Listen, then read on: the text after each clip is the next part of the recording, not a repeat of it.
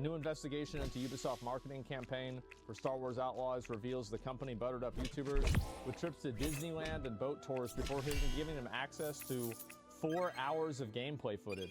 Okay, so part of the biggest marketing campaign ever was flying out YouTubers and influencers to Los Angeles to give them 4 hours with the game. Cyberpunk 2077, I guess, right? 20XX. Oh no, it's a person. Okay, never mind. Revealed that one of his fellow German YouTubers confirmed the claim that it was the biggest marketing campaign ever. As translated by YouTube, Carfelkonig stated, "We are with the largest marketing campaign ever for a Ubisoft game, and I can definitely confirm the last part, as I was invited by Ubisoft to come to Los Angeles and play in the Star Wars Outlaws event. The location was really polished up, and there was a day at Disneyland and something like that." Next, they shared footage from a British influencer and YouTuber, Louise Julie, I guess, who revealed that she was brought to Los Angeles by Ubisoft early and was taken on a boat tour, and claims she was originally a whale tour to see if she could spot any whales. So basically they invited a bunch of UK creators who got there early because our flights were booked early. It's a very long travel time. It was a 12-hour journey. And then, of course, Ubisoft paid for everything, naturally. VIP tour of Disneyland. In addition, Ubisoft was paid to take these influencers to Disneyland as well. Well, oh wow, so here's the photos. Okay, because I was wondering, like, I didn't see any photos. I was like, what the fuck is going on here? Had a blast. Thank you, experiencing Star Wars Outlaws. Thank you for flying me out and all the festivities. Built a epic lightsaber at Galaxy's Edge yesterday with fellow Star Wars Outlaws content creators and explored the park. It was an absolute blast. Wow.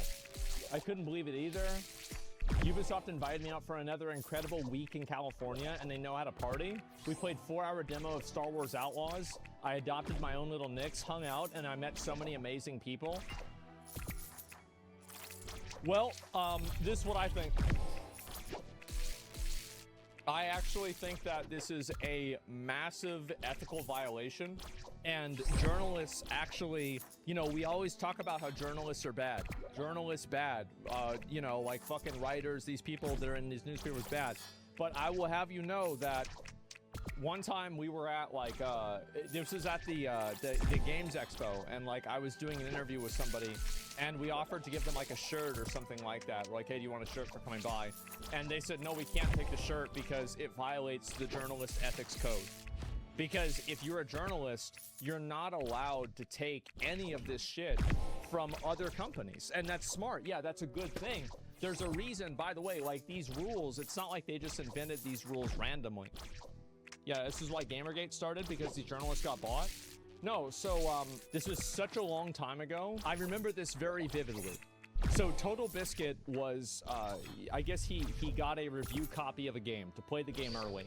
And the person who gave him the game also sent him an Xbox to play the game on. And after sending him an Xbox to play the game on, they said, well, you can just keep the Xbox after that time period is over. And stuff like that is actually the reason why the first Gamergate started.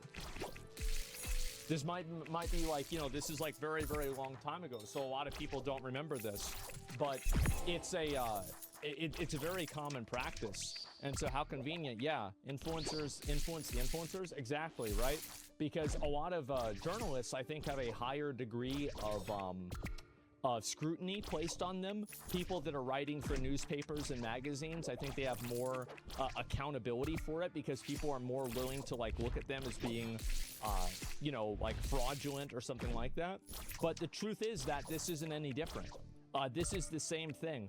And the truth is that if this was happening to somebody who worked at the Wall Street Journal, you know what the Wall Street Journal would do to that person? They would fire them. They would instantly fucking fire them.